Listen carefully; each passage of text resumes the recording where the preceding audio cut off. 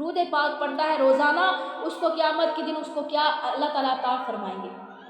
نبی پاک علیہ السلام کی حدیث پاک ہے، آپ علیہ السلام نے ارشاد فرمایا کہ اللہ کے بہترین مقرب فرشتے میرے پاس آئے ایک ایک کر کے۔ حضرت جبریل علیہ السلام میرے پاس آئے اور آ کر عرض کی کہ یا رسول اللہ صلی اللہ علیہ وآلہ وسلم، جو شخص آپ پر 10 مرتبہ درود پاک پڑھتا ہے نا، 10 مرتبہ درود پاک روزانہ پڑھتا ہے، زیادہ نہیں، صرف 10 مرتبہ، تو قیامت کے دن پل صراط پر گزرنے میں اس کی مدد کروں گا، اس کے لیے آسانیاں لے کر آؤں گا۔ دوسرے فرشتے آتے ہیں، حضرت میکائیل علیہ السلام، حضرت میکائیل علیہ السلام آتے ہیں اور عرض کرتے ہیں کہ یا رسول اللہ صلی اللہ علیہ وآلہ وسلم، جو شخص آپ پر 10 مرتبہ درود پاک پڑھتا ہے نا، تو قیامت کے دن، محشر کے دن، میں اس شخص کو آپ کے حوض کوثر سے جام بھر بھر کر پلاؤں گا۔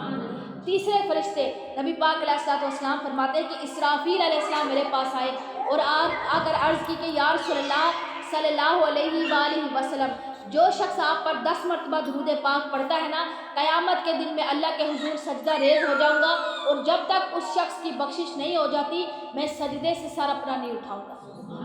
اللہ کے بڑے ہی مقرب فرشتے۔ پھر چوتھے فرشتے آتے ہیں اسرائیل علیہ السلام، جو روح قبض کرتے ہیں، وہ آ کر عرض کرتے ہیں کہ اے اللہ کے نبی، جو آپ پر، اسرائیل علیہ السلام فرماتے ہیں، جو آپ پر روزانہ 10 مرتبہ صرف درود پاک پڑھتا ہے نا، میں اس انسان کے، اس شخص کی روح ایسے قبض کرتا ہوں جیسے انبیاء کی روح قبض کی جاتی ہے۔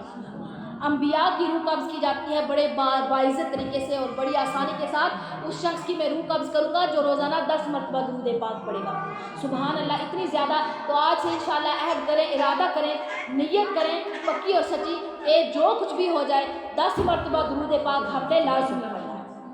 جب 10 مرتبہ درود پاک پڑھنے کی نیت کریں گے، آج 10 مرتبہ پڑھا، کل اللہ تعالیٰ 20 مرتبہ توفیق دے دے گا، پرسوں 30، پھر سے آگے کرتے کرتے 100 مرتبہ، پھر ہزاروں تک تعداد انشاءاللہ